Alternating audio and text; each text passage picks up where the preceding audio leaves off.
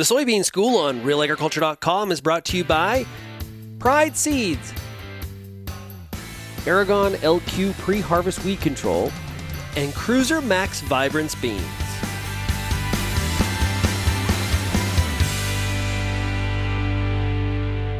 All right, joining us here on the Soybean School, Alan Froese with Syngenta. And Alan, when it comes to root rots in Western Canada in our soybean crop, of course, phytophthora is close to or at the top of that list. What do we know about the presence of phytophthora, the races, and basically what the landscape holds when it comes to phytophthora here in the prairies?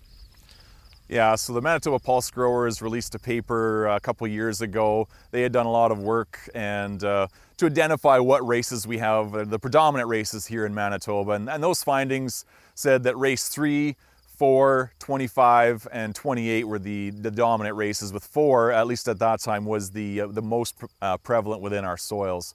So that's really important to know, because you can look back and see what, if you have a gene in your soybean variety, how that's going to act on those races. So if we look at the RPS1A gene, it actually doesn't get any of those races. So that's important to know. Even if you have a gene, it may not be acting on the ones, the major races that you have. And then it falls back on your field tolerance. So it's just a general tolerance of the soybean plant to the races, of phytophthora that you have in your field. And that can be really good. I mean, having really good field tolerance is awesome. The gene just helps it out. So genes like 1C, 3A, 1K, all of those have more effectiveness on the races that we have here. And if you get into even get into gene stacks like we see in blackleg or clubroot, that's sort of the next generation where you're going to get multiple modes, if you will, of resistance working on those, and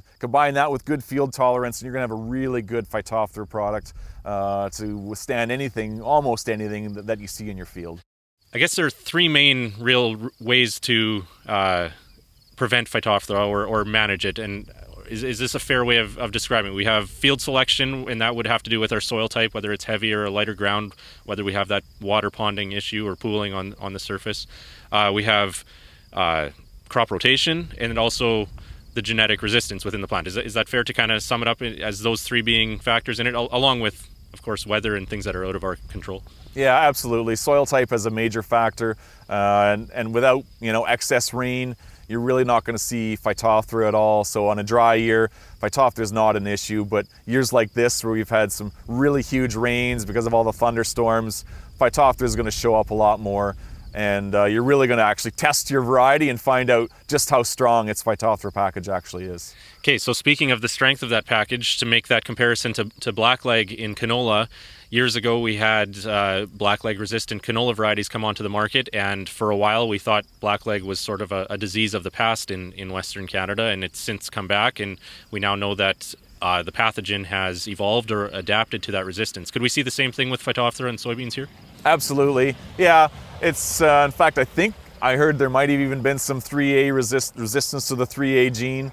But it's, any pathogen like clubroot, like blackleg, you can throw as many genes at it as you want, but it's going to evolve over time. So we're going to have to stay ahead of this. We're not in a bad situation right now, but I think in the future this is something we're going to want to monitor through rotations, and even monitoring which resistance gene you're using on that field. Yeah, so rotating genes and then trying to also possibly know what you have in the field and then match genes accordingly, similar to what we're trying to do in canola. Yeah, and again, I think that's longer term. We're not, I don't think we need to be too concerned about that today, but it's always a good plan, and to be proactive rather than reactive is always your best case. So a company that's involved on the breeding side of things like Syngenta, are you looking at stacking some of these traits when it comes to phytophthora and that resistance? Yes, we've been focusing on that for several years, and we'll be bringing products very soon with stacked resistance to